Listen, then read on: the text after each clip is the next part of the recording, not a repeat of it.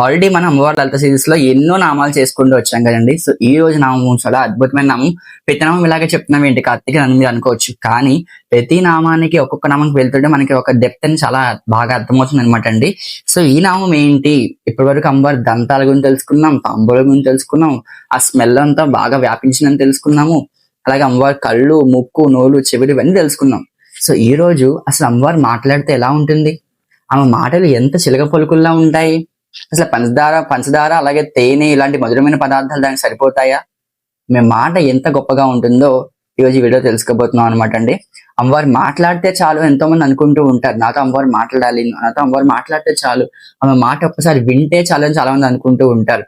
So ఆమెకు మాట్లాడింది అనమాట ఈ నామంలో. ఆమె మాట్లాడితే ఎలా ఉంది అని వైష్ణవ భాగదేవతలు మనకి అందిస్తున్నారు అనమాట. నిజంగా కనుక ఈ నామం కళ్ళు మూసుకుని చదివితే అమ్మవారు మనతో మాట్లాడేది మనకి వినిపిస్తూ ఉంటుంది అనమాట అండి. చాలా అద్భుతమైన నామం. So stay tune to entire video అనమాట. సో ఇంపార్టెంట్ వీడియో ఇది, మిస్ అవ్వకండి. ఫస్ట్ నామం చెప్పేద్దాము. జయసల్లాభ మాధుర్య వినిర్భచ్చిత కచ్చపి అంటే ఏంటి? జయసల్లాభ మాధుర్య అంటే ఇక్కడ ఒక సిచ్యువేషన్ నడుస్తుంది అనమాట. ఆ సిచ్యువేషన్ ఏమిటి అంటే సరస్వతి దేవి శంకర్ గురించి కీర్తిస్తూ ఒక వీణను వాయిస్తూ ఉంటుంది అనమాట అండి. అమ్మవారు ఎక్కడ అమ్మవారికి ఇష్టపడుతుంది, ఆమె ప్రీతి ఎక్కడ చెందుతుంది అంటే ఎక్కడైతే మనం అయ్యవారిని కొలుస్తూ ఉంటామో అక్కడ అమ్మవారు చాలా ఇష్టపడుతుంది అనమాట అక్కడ ఉండడానికి. అమ్మవారిని జయ జయ దుర్గే, జయ జయ శివ అని అమ్మవారు ఎంత కీర్తి చేసినా కూడా ఆమె ఎంత ప్రీతి చెందనమాట. ఎప్పుడైతే మనం శివ శివ హరహర అని చెప్పేసి ఎప్పుడైతే శంకర్ని కీర్తిస్తూ ఉంటామో అమ్మవారు అక్కడ బాగా ప్రసన్నాలు అవుతుంటుంది అనమాట అండి. సరస్వతి అమ్మవారు మనకు కచ్చిపి, సరస్వతి అమ్మవారు వీణ పేరు మనకి కచ్చిపి అనమాట. నారదుని యొక్క వీణ పేరు వచ్చేసి మనకి మహతి. ఇలా ఒక్కొక్క దేవతలకు ఒక వీణ ఉంటుంది కదా. సో సంగీతపరమైన దేవతలందరికీ కూడా వీణ ఉంటుంది కదా. సంగీతానికి అధిష్టాన దేవత, అలాగే సంగీత కళల్లో మనకి ప్రథమ దేవత, విద్యాపరంగా ప్రథమ దేవత సరస్వతి అమ్మవారి వీణ పేరు కచ్చిపి అనమాట. సో కచ్చిపి వీణ సభలో అందరు కూర్చుంటే అమ్మవారు తన ఒక వీణతో వాయిస్తుంది అనమాట అండి. ఆ వాయిస్తున్న వీణకి ఆ లలిత అమ్మవారు ప్రసన్నలయ్యి ఒకసారి ఎందుకో బహా అని అంటే బహుబహా అని చాలా అద్భుతంగా ఉంది అని ఆమె చెప్పింది అనమాట. చాలా ఏదో ఆమె వచ్చి ఒక మంచి మాట వచ్చింది, ఒక మంచి పలుకు వచ్చింది.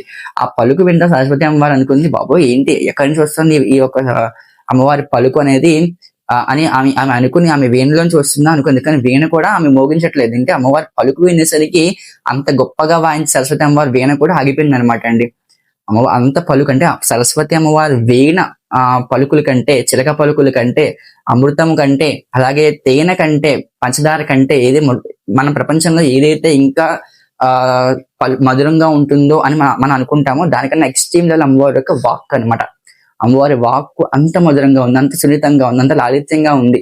ఆమె మాట్లాడుతుంటే ఆమె ఏం ఎక్కువ మాట్లాడలేదు, జస్ట్ చిన్న పలుకు, ఓహో అలా బాగుంది అని చెప్పిన ఆమె పలుకు సరస్వతి అమ్మవారి వీణ కూడా ఆగిపోయింది అనమాట. అంత గొప్పగా ఉంది అమ్మవారి యొక్క పలుకులు. సో ఇక్కడ ఏం చెప్తున్నారు అంటే కచ్చపి, ఇక్కడ మనకి ఇంకొక విశేషంగా దీని లోపల డెప్త్కి వెళ్ళి మనం మాట్లాడుకుంటూ ఉంటే సరస్వతి అమ్మవారి వీణ పేరు కచ్చపి. సో వీణ మనకి ఎలా ఉంటుంది, వీణ మన స్పైనల్ కార్డ్ రిప్రజెంట్ చేస్తుంది అనమాట అండి. ఎప్పుడైనా కనుక మనం వీణ కనుక చూస్తే మన స్పైనల్ కార్డ్ ఉంటుంది కదా, సో స్పైనల్ కార్డ్ నుంచి మన ఒక బుర్ర, ఈ మొత్తం బ్రెయిన్ పార్ట్ నుంచి మొత్తం స్పైనల్ కార్డ్ అంతా కూడా మనకి వీణ రిప్రజెంట్ చేస్తుంది. మనకి వీణ పైన ఉండే ఒక దాన్ని మనం టర్మినాలజీ మనకు తెలియదు, కానీ వీణ పైన కొంచెం ఇలాగా మనకి బల్జ్గా ఉంటుంది కదా, మనకి అది మన బుర్రని రిప్రజెంట్ చేస్తుంది. ఆ ఒక వీణ ఒక తీగలన్నీ కూడా మనకి ఇలా ఉంటాయి కదా వరుసగా తీగలు, ఆ తీగలన్నీ కూడా మనకు వెన్నుపోసని రిప్రజెంట్ చేస్తూ ఉంటాయి అనమాట. సో మనకి మన ఏమైనా కూడా బ్రెయిన్ సిగ్నల్స్, ఏమైనా మనకి నర్వస్ సిగ్నల్స్ అన్ని కూడా మనకి వెన్నుపూస ద్వారానే వస్తూ ఉంటాయండి. సో వెన్నుపూస కనుక మనం దానికి కనెక్ట్ అయి ఉంటుంది అనమాట. సో అలాంటి వెన్నుపూస తగిన మన ఒక వీణ వల్ల కలిగే ప్రయోజనం ఏమిటి అంటే మనకి ఆ నాడులన్నీ కూడా మనకి యాక్టివేట్ అవడానికి మనకి వీణ ఉపయోగపడుతుంది. మన స్పైనల్ కార్డ్ ఎలా ఉపయోగపడుతుందో అమ్మవారి వీణ అలా మనకు ఉపయోగపడుతుంది అనమాట అండి.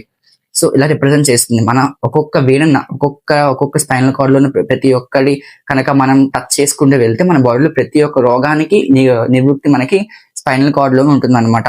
అంత పవర్ఫుల్ మనకి స్పైనల్ కార్డ్.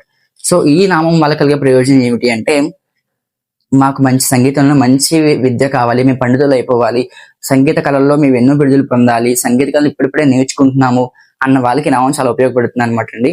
అమ్మవారి కచ్చపి వీణ గురించి మనం తెలుసుకుందాం ఈ నామంలో. అలాగే అమ్మవారి పలుకులు ఎలా ఉంటాయి, మంచి మధురమైన మాటలు అంటే సంగీతం సంగీతం ఇంట్రెస్ట్ వాళ్ళకి ఎలా ఉంటుంది, తమ గొంతు చాలా అందంగా ఉండాలి, స్పష్టంగా మంచిగా మనం సంగీత కళలు మాట్లాడుతూ ఉండాలి, పాడుతూ ఉండాలి అని అనుకుంటారు కదా.